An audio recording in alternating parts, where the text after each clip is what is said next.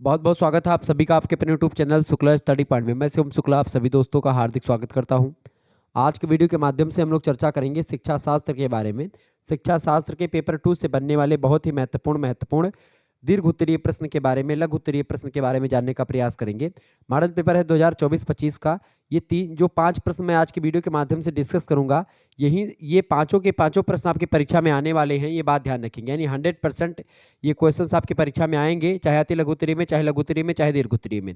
तो आप इस वीडियो को अंत तक जरूर देख लीजिएगा। आपका इनमें से लगभग 20 से 25 नंबर आपको इस छोटी सी वीडियोस के माध्यम से आप जान पाएंगे। ठीक है, तो milestones and new dimensions of Indian education, यानी भारतीय शिक्षा के जो नए आयाम हैं, ये आपके पेपर का नाम है। तो आइए देखते कौन कौन से प्रश्न आपकी परीक्षा में आ सकते हैं। यहाँ से पहला प्रश्न आपकी स्क्रीन पर आ चुका है, फटाफट से आप देखेंगे। शैक्षिक तकनीकी को स्पष्ट करें। शैक्षिक तकनीकी बेसिकली होती क्या है? बहुत ही बढ़िया प्रश्न आपकी स्क्रीन पर आ चुका है। शैक्षिक तकनीकी बताएं, शैक्षिक तकनीकी क्या होती है? यानी कि जो एजुकेशनल टेक्नोलॉजी होती है, तो शैक्षिक तकनीकी का संबंध आधुनिक नवीन यंत्रों या मशीनों के साथ है। हमें मतलब इसे हम यूं कह सकते हैं कि जब वैज्ञानिक ज्ञान का प्रयोग व्यवहारिक कार्यों में किया जाता है, यानी वैज्ञानिक ज्ञान का प्रयोग किस में करते हैं? हम व्यवहारिक कार्यों में करते हैं, तो उसे तकनीकी कहा जाता है। व्यवहारिक कार्यों में जब वैज्ञानिक ज्ञान का प्रयोग किया जाता है तो उसी को टेक्नोलॉजी बोलते हैं, तकनीकी बोलते हैं। ऑफिस एक विद्वान है, इन्होंने कहा कि विज्ञान का कला में प्रयोग तकनीकी है और इनका यह मंतव्य अत्यंत ही गूढ़ है। कारण यह है कि विज्ञान एक सुव्यवस्थित और क्रमबद्ध ज्ञान को कहा जाता है और कला किसी नए वस्तु का सृजन या निर्माण होता है। लेकिन इन्होंने क्या कहा कि ऑफिस ने कि विज्ञान जो है कला में प्रयोग तकनीकी होती है। तो विज्ञान का कला में प्रयोग ही तकनीकी है। विज्ञान का प्रयोग किस में करते हैं? कला में। यानी जब वैज्ञानिक ज्ञान का प्रयोग व्यवहारिक कार्यों में करते हैं तो वही बात ये भी है, लेकिन थोड़ा सा ये एक सिस्टमेटिकल वे में कही गई है। तो विज्ञान और कला दोनों अलग अलग विषय वस्तु हैं, अलग अलग चीजें हैं, ये बात आप ध्यान रखेंगे। इस प्रकार जब व्यवस्थित ज्ञान का प्रयोग तो इनका यह मंतव्य जो है बड़ा गूढ़ ही रहा है। तो इस प्रकार जब व्यवस्थित ज्ञान का प्रयोग इस रूप में करते हैं कि उससे कोई और अन्य नया रूप आ जाए, तो इस प्रकार के ज्ञान का व्यवहारिक पक्ष तकनीकी हो जाता है। क्या? कि जब आप व्यवस्थित ज्ञान का प्रयोग इस तरीके से करें कि उससे कोई नया रूप सामने आ जाए, तो इस प्रकार के ज्ञान का जो व्यवहारिक पक्ष होता है वो तकनीकी में बदल जाता है, उसी को तकनीकी बोलते हैं। यह आवश्यक नहीं है कि तकनीकी में हमेशा यंत्रों का ही प्रयोग किया जाए। इसका सीधा तात्पर्य इससे होता है कि कोई भी ऐसा प्रयोगात्मक कार्य, प्रैक्टिकल वर्क, जिसमें वैज्ञानिक ज्ञान या वैज्ञानिक सिद्धांतों का प्रयोग हो, उसी को तकनीकी कहते हैं। कोई भी प्रैक्टिकल कार्य हो जिसमें वैज्ञानिक ज्ञान का और वैज्ञानिक सिद्धांतों का, वैज्ञानिक प्रिंसिपल्स का, जो साइंटिफिक प्रिंसिपल्स है उनका प्रयोग होता है, तो वही टेक्नोलॉजी है, वही तकनीकी है। स्पष्ट है कि शिक्षा तकनीकी में यंत्रों का प्रयोग, शिक्षा तकनीकी में यंत्रों का प्रयोग, मतलब शिक्षा तकनीकी में यंत्रों का प्रयोग हो भी सकता है और नहीं भी हो सकता है। क्योंकि शिक्षा शास्त्र में एक तरफ टेक्नोलॉजी का प्रयोग बहुत बढ़ चढ़ कर हो रहा है, जैसे कि आप डिजिटल बोर्ड के माध्यम से पढ़ते हैं तो टेक्नोलॉजी का ही प्रयोग है। लेकिन शिक्षा शास्त्र एक विषय वस्तु, आर्ट की विषय वस्तु है। तो तकनीकी में जैसे आकाशवाणी आज आप लोग देखते हैं, उसके माध्यम से जानकारी ग्रहण करते हैं, टीवी के माध्यम से, प्रक्षेपण के माध्यम से, और जहाँ यंत्रों से संबंधित है वहीं रेखा चित्र, मानचित्र, फ्लेडर कार्ड, ऐसे तमाम प्रकार के आजकल तो जो है प्रोजेक्टर और डिजिटल बोर्ड या स्मार्ट बोर्ड जैसी तमाम प्रकार की चीज़ें हैं, जिससे आप बहुत आसानी से शिक्षा में आगे बढ़ सकते हैं। तो ये सब एक प्रकार से चीज़ें हैं। विद्यालयों में इसका प्रयोग निम्न रूपों में होता है। सबसे पहली बात, शैक्षिक तकनीकी का प्रयोग विद्यालयों में जो है कई प्रकार से होता है। संस्था में दूरदर्शन और आकाशवाणी कार्यक्रम की तैयारी के लिए आप जो है शैक्षिक तकनीकी का प्रयोग करते हैं। दूरदर्शन और आकाशवाणी के कार्यक्रम की कोई तैयारी करवानी है, उस दौरान आप करते हैं। इसके अलावा पाठ्यक्रम सामग्री तैयार करने में, यानी सिलेबस बनाने में और उसका प्रयोग करने में, सिलेबस को कैसे प्रयोग करना है, कोई पाठ्य सामग्री बनानी है तो संस्था में ये भी करने के लिए जरूरी होता है शैक्षिक तकनीकी का प्रयोग करना। इसके अलावा तीसरी बात, संस्था का कार्यक्रम तैयार करना, ठीक है, और उनका प्रयोग करना। कार्यक्रम मतलब कि जैसे मान लेते कौन सा, आप देख किसकी सैलरी किसको मिलनी है, किसकी नहीं मिलनी है, ऐसा पूरा आजकल तो कंप्यूटर बेस हो गया है। तो कहीं ना कहीं पे शैक्षिक तकनीकी का प्रयोग आप देखते हैं शिक्षा में बहुत अधिक मात्रा में किया जा रहा है। रॉबर्ट कॉप्स महोदय कहते हैं कि मनुष्य को सीखने की परिस्थितियों में वैज्ञानिक प्रक्रिया के प्रयोग को शैक्षिक तकनीकी कहा जाता है। ये रॉबर्ट फॉक्स महोदय कहते हैं। कुलकर्णी कहते हैं कि तकनीकी और विज्ञान के आविष्कारों और नियमों का शिक्षा प्रयोग में प्रयोग ही शैक्षिक तकनीकी होता है। यानी कि जब तकनीकी और विज्ञान के जो आविष्कार हैं और जो नियम कायदे हैं उनका प्रयोग शिक्षा की प्रक्रिया में हम करते हैं तो वही शैक्षिक तकनीकी होती है, वही एजुकेशनल टेक्नोलॉजी होती है। ये बात आप ध्यान रखेंगे। तो शैक्षिक तकनीकी ये होती है। अभी शैक्षिक तकनीकी की विशेषताओं को हम समझेंगे, ठीक है। रॉबर्ट कॉक्स महोदय, इनका कॉक्स नाम है, ठीक है। आई के डेविस कहते हैं कि शैक्षिक तकनीकी को शैक्षिक समस्याओं के उचित संगठन की आधारशिला के रूप में जान सकते हैं। उन्होंने कहा कि शैक्षिक तकनीकी का संबंध शिक्षा और प्रशिक्षण की समस्याओं से है और यह अधिगम के स्रोतों के अनुशासित एवं व्यवस्थित संगठन से, इसका तात्पर्य आप ले सकते हो। तो शैक्षिक तकनीकी ये होती है। दूसरा प्रश्न आपसे बन सकता है परीक्षा में, सर्व शिक्षा अभियान के प्रमुख उद्देश्यों को स्पष्ट करें। सर्व शिक्षा अभियान की अगर बात की जाए तो यह कार्यक्रम सुलभता और व्यापकता की दृष्टि से एक अभूतपूर्व कार्यक्रम है, जिसका शुभारंभ 600 जिलों के लगभग 11 लाख घरों और बसावटों में लगभग 19.2 करोड़ बच्चों को प्राथमिक शिक्षा उपलब्ध कराने के लिए किया गया है। सर्व शिक्षा अभियान जो है ये आप लोग देखते होंगे जिसमें एक पेंसिल होती है, उस पर एक लड़का आगे, लड़की आगे और लड़का पीछे बैठा होता है, तो उस पर लिखा होता है सब पढ़ें सब बढ़ें शिक्षा। यही होता है सर्व शिक्षा अभियान। सर्व शिक्षा अभियान की अगर बात की जाए तो सर्व शिक्षा अभियान जो है बेसिकली इसके कई उद्देश्य हैं, उन्हीं उद्देश्यों के बारे में आपसे पूछा गया है।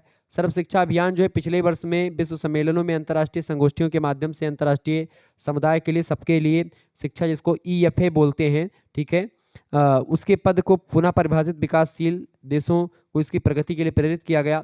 भारत भी उनमें से एक है, लेकिन जहाँ तक सबके लिए शिक्षा या सर्व शिक्षा के प्रश्न का मतलब प्रत्यय का प्रश्न है, यह भारत के लिए कोई नवीन पद नहीं है, बल्कि यह स्वतंत्र भारत के संविधान के अनुच्छेद 45 की आत्मा में रचा बसा है। चूंकि अनुच्छेद 45 में कहा गया है सर्व शिक्षा जो अभियान है उसको SSS मतलब कि SA भी कहते हैं। तो इसमें कई प्रकार की चीज़ें बताई गई हैं। हालांकि इसके थोड़ा सा हम शैक्षिक सर्व शिक्षा अभियान के जो उद्देश्य हैं उसको समझ लेते हैं। इसका पहला उद्देश्य है 6 से लेकर 14 वर्ष की उम्र के सभी बच्चों को 2003 तक स्कूल शिक्षा गारंटी योजना ब्रिज कोर्स में दाखिला करवाया जाए। दूसरी बात, 2007 तक सभी बच्चों की 5 वर्ष की प्राथमिक शिक्षा पूरी हो जाए। इसके अलावा सन 2010 तक 8वीं मतलब 8 वर्ष की शिक्षा पूरी कर लें और एक संतोषजनक गुणयुक्त प्राथमिक शिक्षा पर ध्यान, जिसमें जीवन के लिए शिक्षा पर बल हो, यानी एजुकेशन फॉर लाइफ, इसलिए यानी कि जीवन के लिए शिक्षा पर बल दिया जाए, ऐसी शिक्षा इसमें इसका उद्देश्य था। इसके अलावा 2007 तक प्राथमिक स्तर तथा 2010 तक प्रारंभिक स्तर पर सभी लड़के लड़कियों को और सामाजिक वर्ग में जो अंतर है उन अंतरों को समाप्त किया जाए। जो डिफरेंस है लड़के और लड़की में सामाजिक स्तर पर या अन्य किसी स्तर पर, उन सभी को ख़त्म किया जाए। ये एक प्रकार से इसका उद्देश्य रहा। छठा उद्देश्य है कि सन 2010 तक बीच में पढ़ाई छोड़ने वालों की संख्या शून्य हो जाए। ऐसा इस लक्ष्य का उद्देश्य, जब ये लक्ष्य बना मतलब कि ये शैक्षिक जो अभियान शुरू किया गया था तो ये लक्ष्य रखा गया था। तो सर्व शिक्षा अभियान जो था ये प्राइमरी पाठशाला, आजकल देखते हैं कि जो सरकारी स्कूल खुले हुए हैं इसमें आपको पढ़ाया जाता है, ठीक है, वही सर्व शिक्षा अभियान के अंतर्गत होता है, यानी कि सभी को पढ़ाया जाए। तीसरा प्रश्न आप देखेंगे, नवोदय विद्यालय पर संक्षिप्त टिप्पणी कीजिए। नवोदय विद्यालय क्या है? नवोदय विद्यालय बेसिकली विशिष्ट जो प्रतिभाशाली बच्चे होते हैं उनके लिए बनाया गया है, जो परीक्षा पास करके इसमें एडमिशन पाते हैं। विशिष्ट प्रतिभाशाली बच्चे ही राष्ट्र और समाज के भावी कर्णधार होते हैं, अतः उन्हें तेजी से प्रगति करने के लिए अवसर सुलभ कराना आवश्यक है, भले ही वे इसका मूल्य चुकाने की क्षमता न रखते हों। राष्ट्रीय शिक्षा नीति 1986 में कहा गया है कि देश के विभिन्न भागों में रहने वाले बच्चों में विशेष प्रतिभा अथवा अभिरुचि हो, उन्हें अच्छी शिक्षा उपलब्ध कराने हेतु गति निर्धारक विद्यालयों को स्थापित किया जाए। इसी शिक्षा नीति में ग्रामीण शिक्षा के क्षेत्रों के अपेक्षित वर्ग के प्रतिभाशाली मेधावी बच्चों को स्तरीय आधुनिक शिक्षा उपलब्ध कराने हेतु केंद्र सरकार के प्रत्येक जिले में नवोदय विद्यालय खोलने की योजना को हरी झंडी दिखाई गई थी। कार्य योजना 1986 में ऐसे विद्यालय खोलने के लिए कदम उठाए गए थे। कोठारी कमीशन द्वारा ऐसे विद्यालयों की स्थापना करने का सुझाव दिया गया था, यानी कोठारी कमीशन जो आया था उसने नवोदय विद्यालय के बारे में बताया था। कार्य योजना 1986 के अंतर्गत विद्यालय योजना को आरंभ करने हेतु कारगर उपाय प्रस्तुत किए गए और उच्च अंक प्राप्त करने वाले जो छात्र होंगे उनको संवर्ग हेतु 7वीं पंचवर्षीय योजना की अवधि में प्रदेश के प्रत्येक जिले में एक नवोदय विद्यालय खोलने का कार्य किया गया।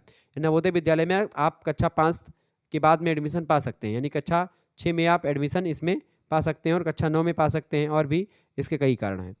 नवोदय विद्यालय में राष्ट्रीय एकता को बढ़ावा देने पर विशेष जोर दिया गया है।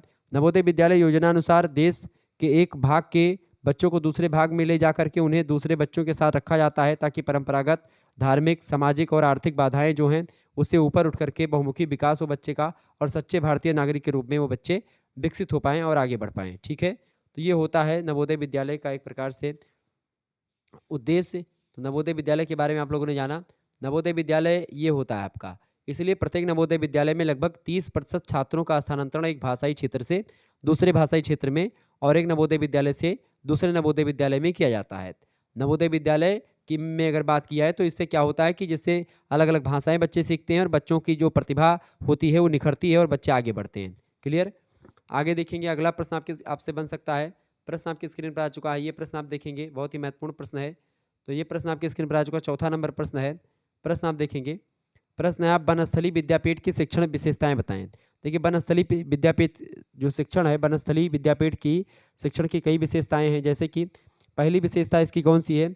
वनस्थली जो विद्यापीठ है इसके बारे में अगर मैं आपको बताऊं तो ये एक प्रकार से वनस्थली विद्यापीठ की बात की जाए तो ये इंपॉर्टेंट है आपकी परीक्षा की दृष्टि से, परीक्षा में 100% आएगा, ये बात आप ध्यान रखेंगे।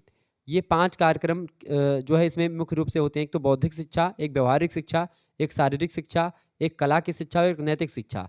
इन 5 शिक्षा पर विद्यापीठ में पंचमुखी शिक्षा पर बल दिया जाता है, ये बात आप ध्यान रखेंगे।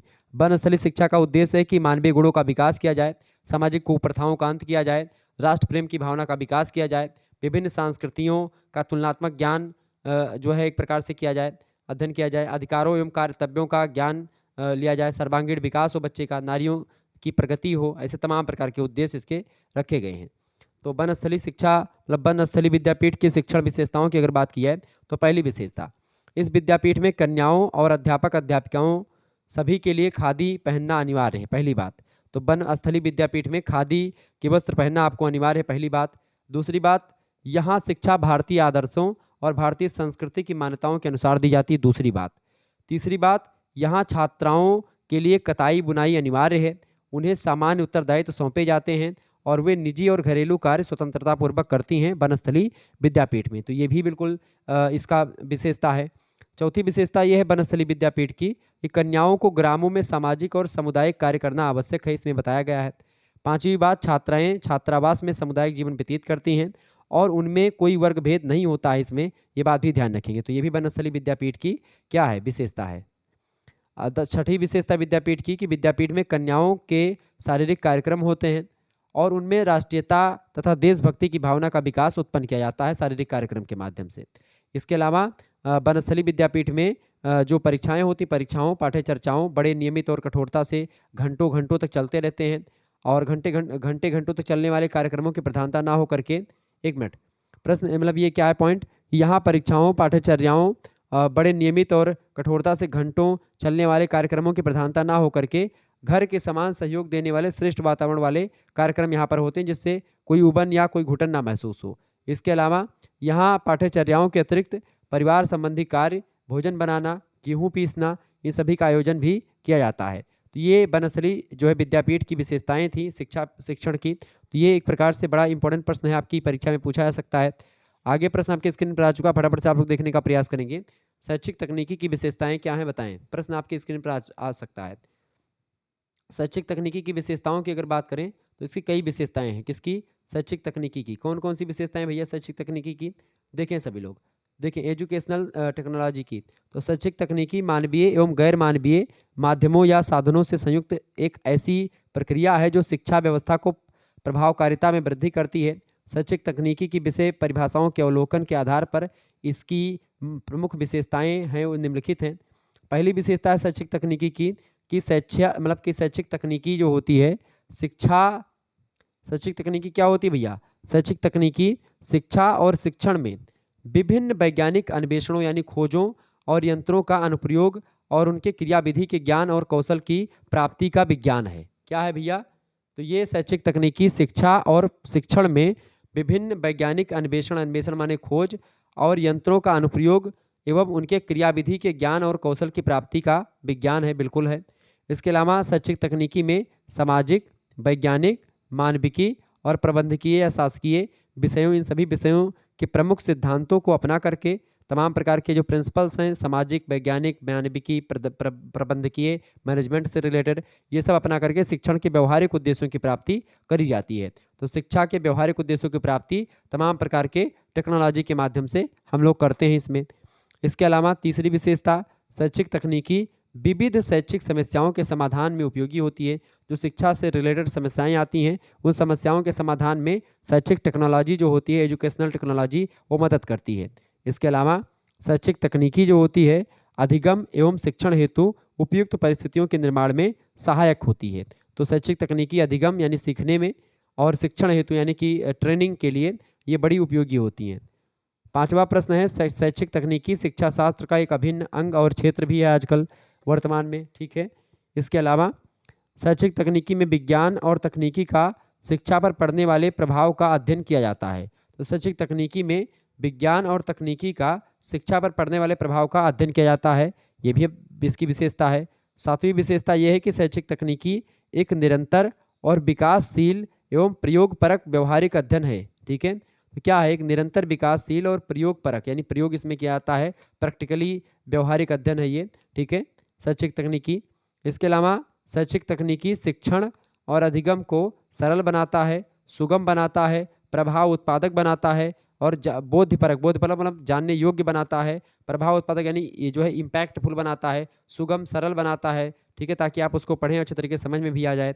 इसके अलावा शैक्षिक तकनीकी शिक्षण प्रशिक्षण का एक व्यवहारिक पक्ष है और नूतन आयाम है। जैसे आजकल आप लोग जो है डिजिटल बोर्ड पर या मोबाइल फ़ोन के माध्यम से पढ़ पा रहे हैं, तो ये सब एक प्रकार से शैक्षिक टेक्नोलॉजी का ही एक प्रकार से महत्व है। शैक्षिक टेक्नोलॉजी के माध्यम से आजकल आप लोग जो है इंटरनेट के माध्यम से पढ़ते हैं, ई लर्निंग या ई शिक्षण तमाम प्रकार के एप्लीकेशन हैं, आप वहाँ पर पढ़ते हैं, तो ये सब एक प्रकार से शैक्षिक टेक्नोलॉजी ही है। इसके अलावा शैक्षिक तकनीकी शिक्षा व्यवस्था को, शिक्षण व्यवस्था को, शिक्षा व्यवस्था मतलब शिक्षा व्यवस्था, एजुकेशन सिस्टम, ये होता है शिक्षण माने जो ट्रेनिंग होती है आपकी या जो एक प्रकार से पढ़ाने का तरीका होता है वो। इसके अलावा प्रबंध व्यवस्था मैनेजमेंट के नियोजन के लिए, संचालन के लिए, मूल्यांकन के लिए, सभी के लिए उपयोगी होती है शैक्षिक टेक्नोलॉजी। तो ये होती है आपकी शैक्षिक टेक्नोलॉजी की विशेषताएं जो मैंने आपको बताई। निश्चित तौर पर आपके समझ में ये सारी बातें आ गई होंगी, तो ये सब प्रश्न आप तैयार कर लीजिएगा, आपकी परीक्षा की दृष्टि से बहुत ही महत्वपूर्ण है शैक्षिक टेक्नोलॉजी, ठीक है। तो ये शैक्षिक टेक्नोलॉजी है, ये प्रश्न आपकी परीक्षा में प्रश्न आते रहते हैं। शैक्षिक टेक्नोलॉजी के कई लाभ होते हैं। शैक्षिक तकनीकी शिक्षक को पाठ प्रस्तुतिकरण को प्रभावशाली बनाने के लिए उपयोगी होती है और प्रोत्साहित करती है। इसके अलावा शैक्षिक तकनीकी छोटे तथा बड़े समूह में एवं व्यक्तिगत स्तर पर भी शिक्षण और अधिगम संबंधी उद्दीपन तथा अनुक्रिया प्रदान करके शिक्षक की गुणात्मक योग्यता का विस्तार करती है, ठीक है। इसके अलावा शैक्षिक तकनीकी शिक्षण कार्य के उद्देश्यों में अगर बात की तो केंद्रित बनाने में, छात्र केंद्रित रखने में सहायता और प्रभावशाली निर्देशन प्रदान करती है। इसके अलावा कई प्रकार की और जो है इसके लाभ हैं शैक्षिक तकनीकी के। तो शिक्षक टेक्नोलॉजी जो है इसकी कई शाखाएं हैं, ठीक है। शिक्षा मनोतकनीकी, शैक्षिक सूचना और संप्रेषण तकनीकी, शैक्षिक प्रबंध तकनीकी, शैक्षिक पद्धति तकनीकी, शैक्षिक योजना तकनीकी, ये सब शैक्षिक तकनीकी का एक प्रकार से शाखा है। शैक्षिक तकनीकी के महत्व की बात किया है तो शिक्षा में मनोवैज्ञानिक दृष्टिकोण का विकास करती है, शिक्षण के लिए उपयोगी है, सभी को शिक्षा की सुलभता में उपयोगी है ये। तो इस तरीके से शैक्षिक तकनीकी ये होती है। क्लियर, ये बात आप ध्यान रखेंगे। क्लियर, तो शैक्षिक तकनीकी से कई प्रश्न आपकी परीक्षा में आएंगे, ये बात आप ध्यान रखेंगे। ओके, शिक्षा में कंप्यूटर का प्रयोग क्या होता है? शिक्षण और अनुदेशन में कंप्यूटर का प्रयोग होता है। परीक्षा और मूल्यांकन में आजकल कंप्यूटर का प्रयोग होता है। शैक्षिक प्रबंधन में कंप्यूटर का प्रयोग होता है। अनुसंधान में आंकड़ों का संग्रह करने में, गणना करने में कंप्यूटर का प्रयोग होता है। जो तमाम प्रकार की सूचनाएं होती हैं उनका इकट्ठा करने में, ठीक है। और ये सब तमाम प्रकार के आपके ये भी प्रश्न आ सकते हैं। तो मुझे समय कम था इसीलिए मैं क्लास आपकी पूरी कंप्लीट नहीं ले पा रहा हूँ, नहीं मैं महासंग्राम वीडियो ले आता आपके लिए, ठीक है। कल आपकी परीक्षा किसी विश्वविद्यालय की, तो बहुत सारे बच्चों ने मेरे पास व्हाट्सएप पे एसएमएस किया कि सर जी वीडियो बना दीजिए। तो मेरे पास चूँकि टाइम नहीं था, लेकिन फिर भी मैंने कुछ तरीके से थोड़ा बहुत मेहनत करके आप लोगों के लिए एक प्रकार से कुछ दे दिया है जो कि आपकी परीक्षा में पूछे जा सकते हैं। तो आप इन प्रश्नों को तैयार कर लीजिएगा, आपकी परीक्षा के लिए बहुत ही महत्वपूर्ण है, ये बात आप ध्यान रखेंगे। तो यही प्रश्न आपकी परीक्षा में आने वाले हैं, आप इनको तैयार कर लीजिएगा। इसके अलावा आपसे बनस्थली विद्यापीठ से तो प्रश्न आएगा ही। इसके अलावा आपका जो है ग्रामोदय विद्यालय विश्वविद्यालय जो है इससे भी प्रश्न आता है। ग्रामोदय विश्वविद्यालय का पूरा नाम है महात्मा गांधी ग्रामोदय विश्वविद्यालय। यह मध्य प्रदेश के ऐतिहासिक स्थान चित्रकूट में स्थापित है। ग्रामोदय विश्वविद्यालय की स्थापना प्रसिद्ध समाज सेवी नानाजी देशमुख के प्रयासों से हुई थी। प्रारंभ में यहाँ मात्र कुछ ही विषयों की शिक्षा जो है दी जाती थी, परंतु बाद में नानाजी के प्रयासों से यहाँ पर आप प्रकृति संबंधित और ग्रामीण उत्थान से संबंधित तमाम प्रकार के विषयों पर यहाँ पर शिक्षा दी जाने लगी। तो ये सब आप ध्यान रखेंगे। तो वहाँ से ग्रामोदय विश्वविद्यालय के बारे में पढ़ लीजिएगा, अरबिंदो आश्रम के बारे में, पांडिचेरी आश्रम के बारे में पढ़ लीजिएगा, विश्व भारती के बारे में पढ़ लीजिएगा, शांति निकेतन विश्व भारती आप जानते होंगे इसके बारे में। विश्व भारती के रूप में टैगोर ने भारतीय जन जीवन में जागरण उत्पन्न करने का जितना अधिक योगदान दिया है उतना अधिक किसी अन्य शिक्षा केंद्र ने नहीं दिया है। विश्व भारती जो है ये रविन्द्रनाथ टैगोर के द्वारा स्थापित है। रविन्द्रनाथ टैगोर के पिता देवेंद्रनाथ ठाकुर ने 1863 में बोलपुर में लगभग 1.5 मील पूरब जो है पूरब में एक आश्रम की स्थापना करी थी, उसी का नाम शांति निकेतन रखा था।